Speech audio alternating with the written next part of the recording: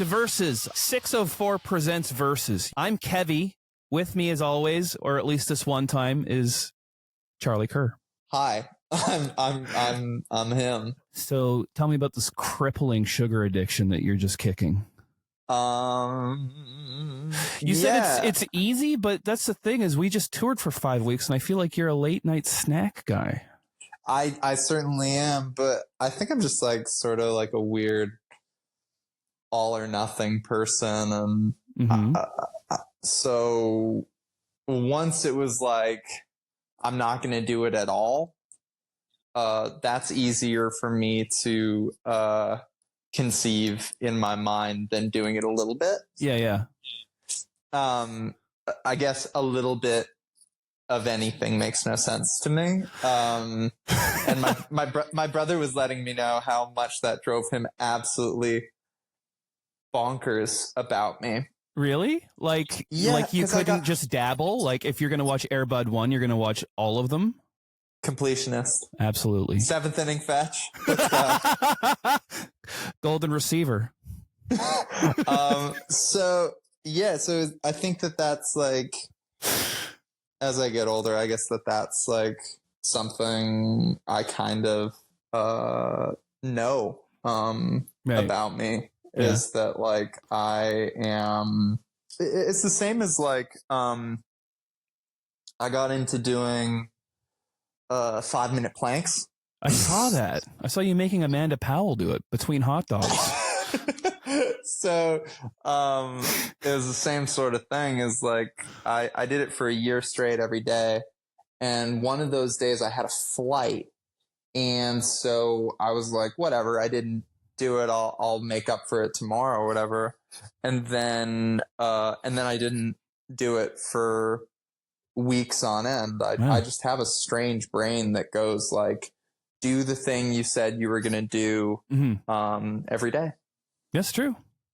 And sort of getting off track of that sort of leads to, I guess, apathy and chaos. And I suppose on some level, I don't know. It doesn't have to make sense or be right for anyone. I've just sort of learned what works for me. And like I said, it drives my brother crazy because he's super on like that, like cheat day work to live kind of vibe, and I'm much more how unrelatable. How unrelatable is that? For real. Can you imagine? Yeah. Like, I'm just gonna write a song during the 9 to 5. Like you and I are psychos, I think, and that's why when we started co-writes, they just started. Like how many new songs would we have in like a very short time? You know, it's like, yeah, it feels like double digits for sure. Yeah, and it was easy. Yeah, I mean, like you, I think, and I are sick in the same way. Yeah, and that is just sort of what you need to find in it's sort of like that adage of like, I don't know, it's like that corny like relationship advice of like everyone's going to be crazy. You just have to find your crazy, you know? So romantic though. So romantic. But yeah, so I think that sort of applies in art, like harder than anywhere. Like, I'm so fortunate to be making music with who I make music with, because I think like my personality would probably drive 90% of people crazy, but I've just locked into some people who get the most out of it.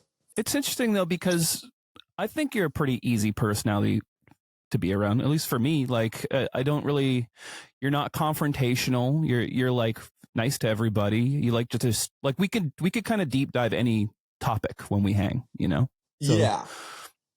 But your brother's just so mad at you for not for not sort of having a normie sort of approach to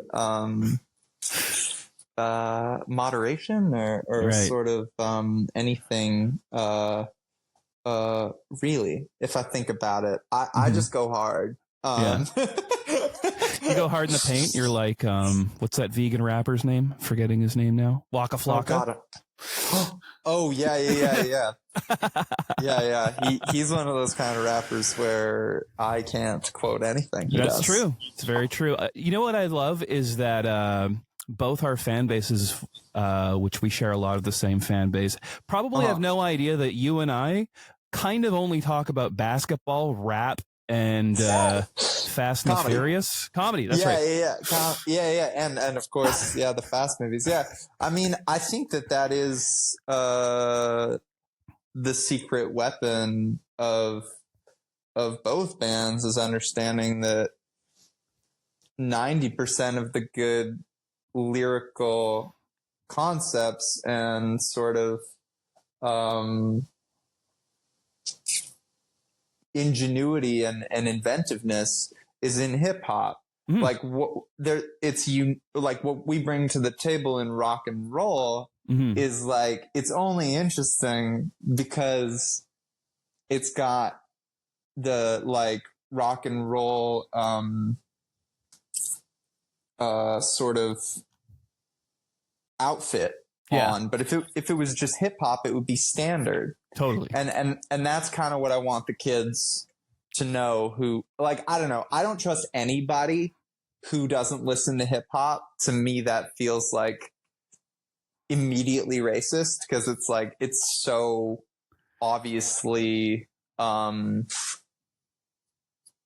just how the culture moves and where everything sort of interesting has been happening in music for about 15 years. Having grown up around a bunch of goths with a bunch of weird self-inflicted rules, that it can come from that too, where it's like, no, I listen to the Bauhaus and that's it. I can't get into this, like, you know what I mean? Which did you ever have a phase like that? Because as a teenager, it was like, okay, I'm a metal guy now, and then I left that, and it's like, okay, I'm a early hardcore guy, and then okay, I'm a goth guy. Like, I just was searching for an identity so badly that I genre hopped, and then when I was like 18, I was like, I actually just like everything, including this Nelly Furtado album. Whoa, Nelly, great album. Yeah, I mean, there's some hits on there. I think the only one, I think if I look back and think about like being more piloted by shame than I care to admit, I missed out on some of my favorite bands playing concerts and some of my favorite music and connecting to people I probably really, really would have gotten along with. Yeah. Like who? Via not copping to how much of an emo I really was on the inside. I love it. You were embarrassed to like the Used or something, or what? The Used, MCR. No, like one of the worst moments of my life is I had the chance to see MCR at a thing called V-Fest on my birthday. And it was such a cool era for him. He, I guess, Gerard probably just dyed his hair back to black and shot the Teenagers video. Okay. So this is like Black Parade, whatever. And they're headlining V-Fest with Billy Talent playing right before. So I catch Billy Talent, I catch AFI. It's really good. But then my brother's hipster friends who I like invited to my birthday, they were a bit older and they were like, you don't want to stick around for this shit, do you? Like, hate MCR? That. And I went, nah, let's go home. Let's beat the traffic. Let's not fucking see what is now one of my favorite bands of all time. They probably were at the time too. You just didn't want to admit it to your brother's hipster friends. Totally, man. And here's the thing about growing up on the West Coast is like, I was explaining this the other day. It's like, I got bullied for not liking Jack Johnson, for not liking the Dave Matthews Band. Yeah. You know what I mean? So it's like, so I think they were really into like, God, like Justice and Rat-a-Tat and Radiohead and shit. And like, I love all those groups, but not in any sort of way that like, those are safe groups to like, though. Makes me dislike MCR. Yeah. It's so safe to like stuff like that. And that stuff is all great, too. You and I talked about this a lot. Because remember I teased you one time about loving Metallica and the Lakers. And then we've talked about it for 5 weeks and I felt bad every single time. That's one of my favorite like interactions we've ever had. I learned so much about myself in that moment. Because I still feel bad. Really? Because you shouldn't, man. That's one of my favorite things. But I'm such a guy who, like, I want you to like the stuff you love. I love when people really love the stuff they love, and you really love those two things, and I love them too, actually. I don't know what it was. It was just the way that conversation went. It went roasty for a second, and I felt bad ever since. I think you didn't understand that sometimes that I poke fun. I think you were just about to sound check. It was a bunch of different things, and I think I was like saying something about like probably Megadeth or like. Look at my hair right now. Who do you think I'm trying to emulate? You've got a real Mustaine situation.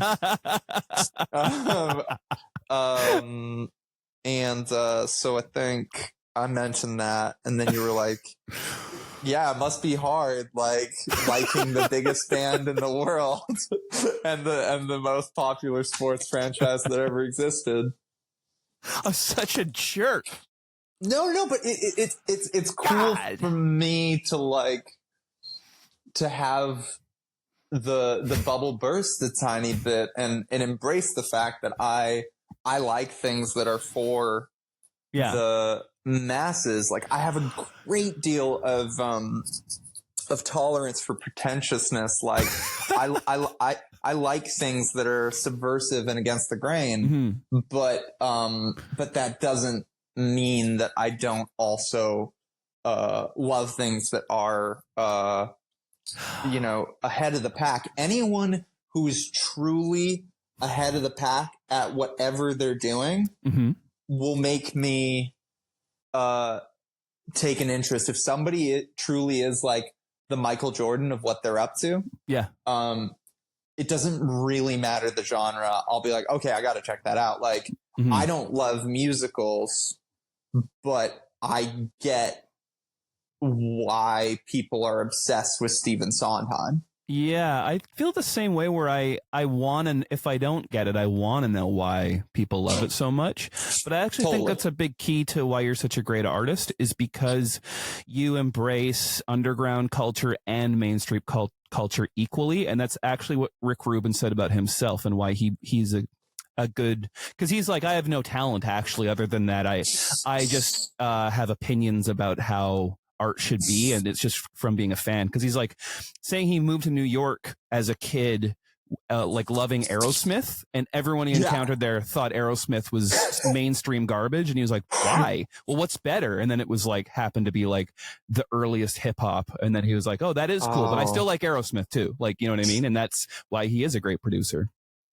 Oh man, I love that story. Yeah it's that's so cool. Like so I worked with somebody once, Jamie Silverstein, who produced and was the touring bass player for Miguel. Cool. And he got a hold of me because he loved speaking off the record, and he was like, I would love to write with you on something. So all of a sudden I was in LA and writing with him every day. and we were working on a song that ended up being The Age of Detachment, which is the like closing track of the I'm Not Myself record. And it was, he had written either the chord progression or whatever it was, but the timing of the melody was hard for me because I didn't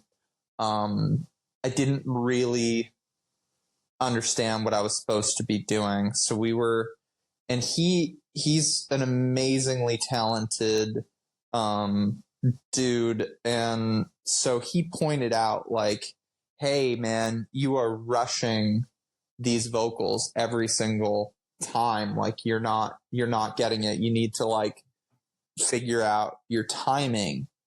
And so I was like, oh fuck, like I'm always so early with my singing. Like I desperately want to be able to like hang back and be cool like Frank Ocean and like whatever it is. In the backbeat.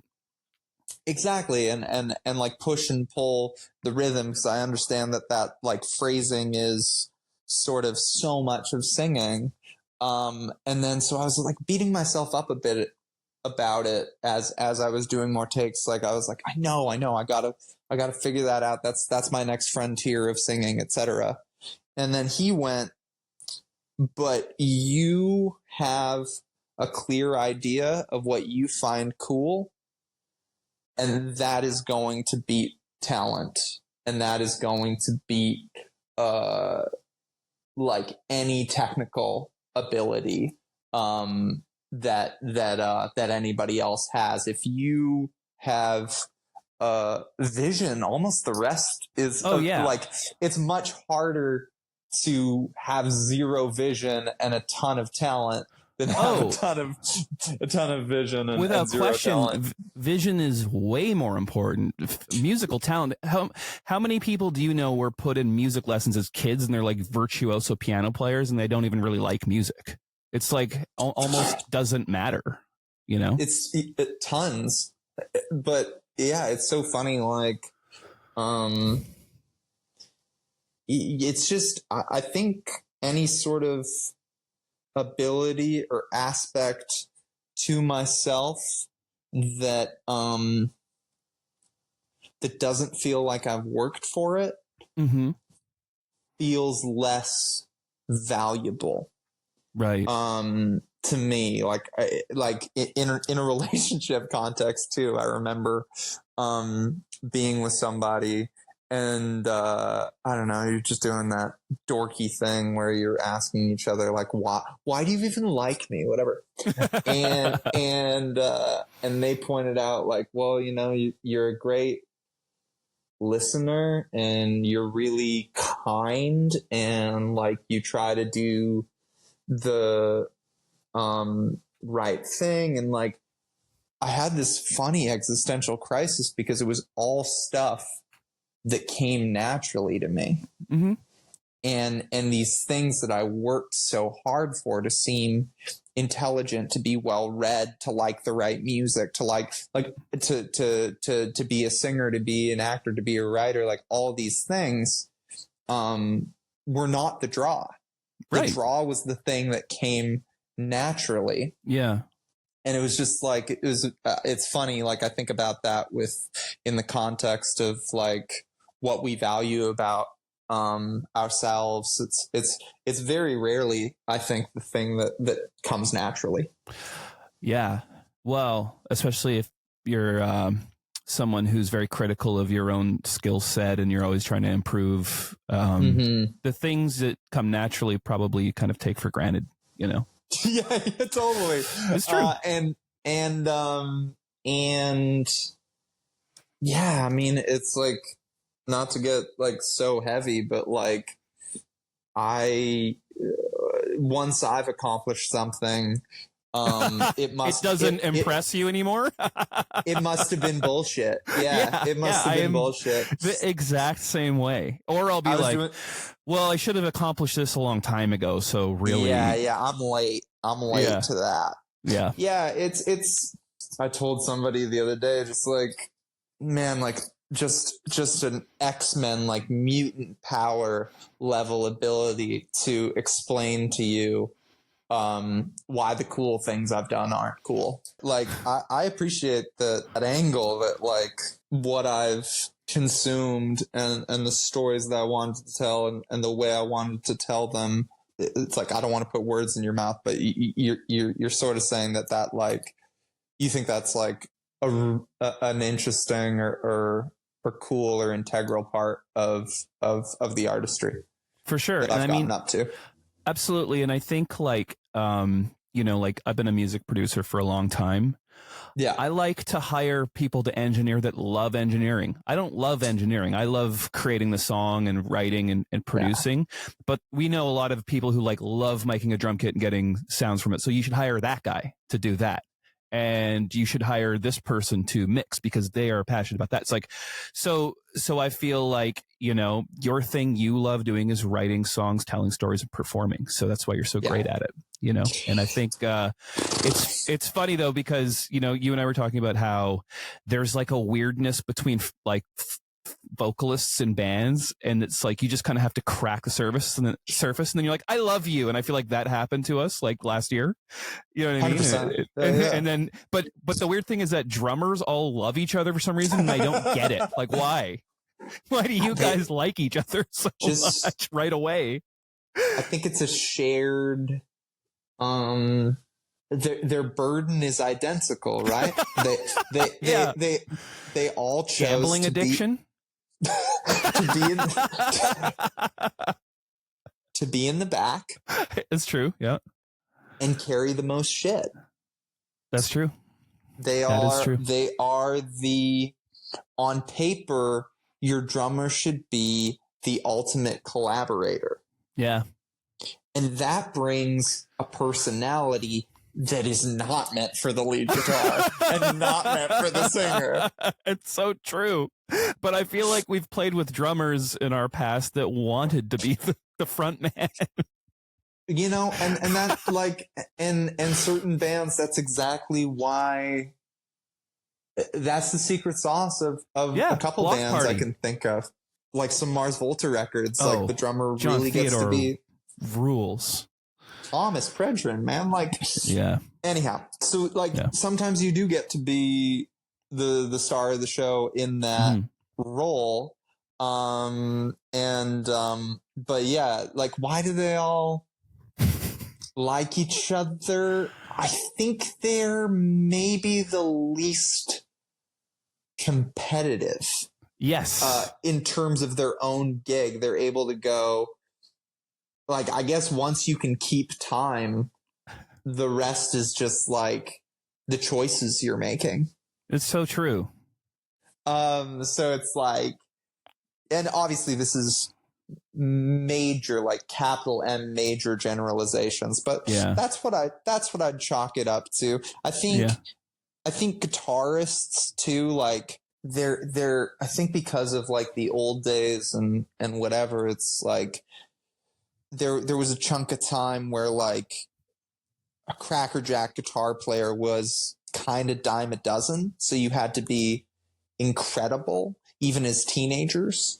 So I think other guitar players just made you go like, yeah, this is an audio medium. I don't know why I did a video gag. I think it looked great. I think I made myself like really macho, if you can believe it. I believe it. So I don't know, and then singers. I think it's almost like just too many spinning plates, like too much persona and work and insecurity and what have you to necessarily connect easily with another singer. I was told by old bandmates of mine, which is sort of like an eye rolly way. They were just like, oh, like singers. And it's like, so there must be truth to that. Like it's simultaneously haunts me and none of my business. That's a good way of putting it. That's a very healthy. You and I are a couple of therapy guys, and that's where we became okay with something like that. That's good. I gotta Yeah. do that. You know, being able to let things go. Yeah. Yeah. Yeah. Yeah. Like that's sort of, yeah, that those dynamics, I think, are usually how it plays out. Yeah. I've had a weird string of bassists in terms of personality. Well, your current one is insane. He is. I'm absolutely joking. He's one of my best friends in the world. But yeah, he's the best, and just like has a beautiful personality. He really brings people together in a way I've never seen anybody else do. And he's very calm about it too. Like he makes friendships happen all the time. He's got a talent for it. I mean, like, yeah, I didn't put too much thought into him becoming my bassist beyond liking him as a person and then thinking he was talented. And then when we got together, it turned out like we grew up on all the same shit.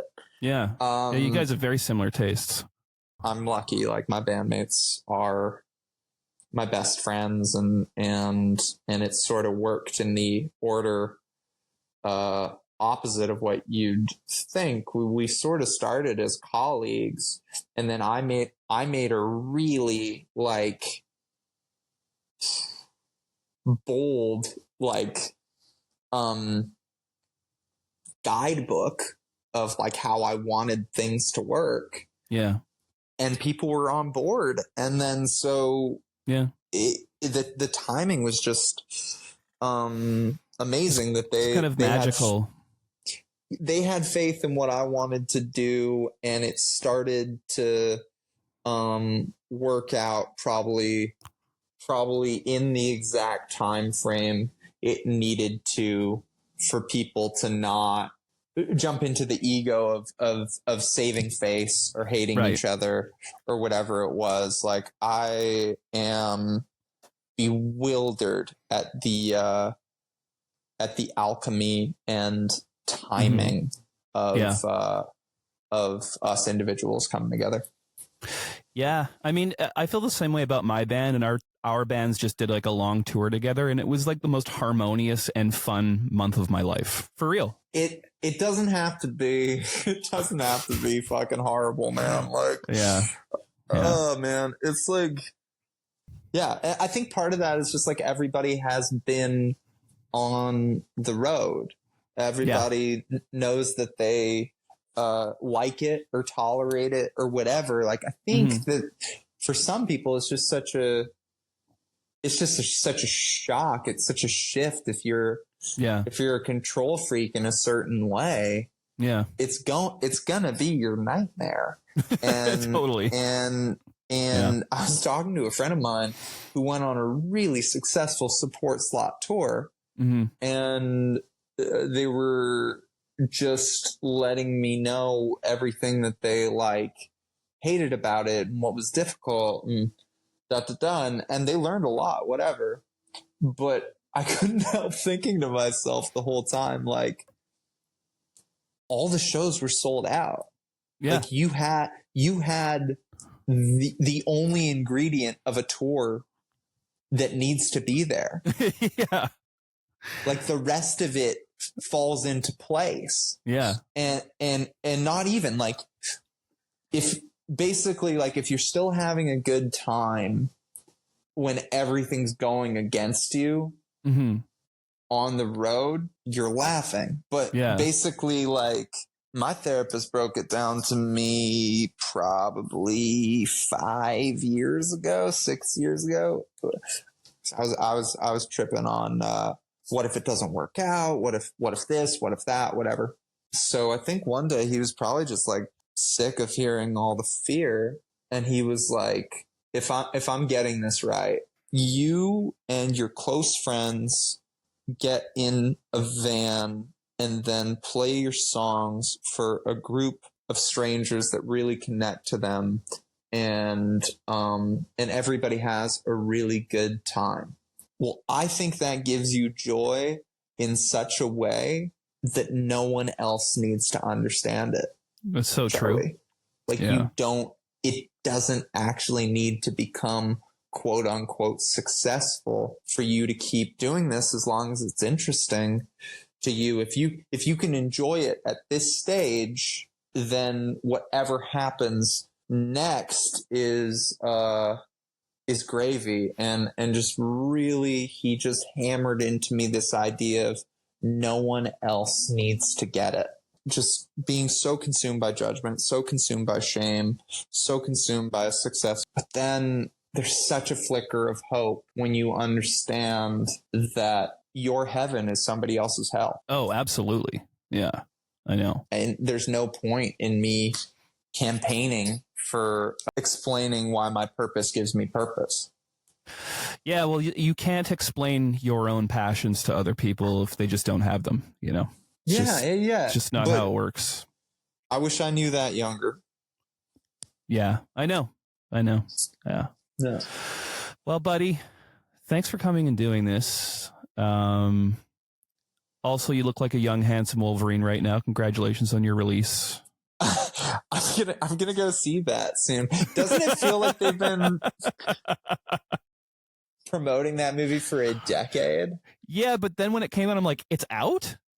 Yeah, I had the same feeling. The other day, a friend of mine was like, "You want to go see Wolverine?" And I was like, "You mean the movie that comes out in a year?" Yeah, you're like, I'm already seeing Longlegs with Maurice, so I don't know. I don't think I. Round 2. Well, she told me how much she loved it. She's like, I'm going with Charlie this week.